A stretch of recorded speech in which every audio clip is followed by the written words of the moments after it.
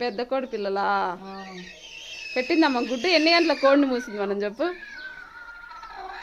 మధ్యాహ్నం 2 గంటలకు కదా పెట్టేసి ఉంటుందా?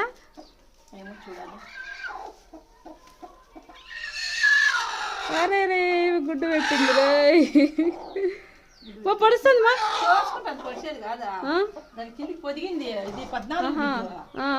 అన్ని గుడ్లు పెట్టింది కదా, ఏమో కనుక్కుని చూపి ఎట్లుంటుందో.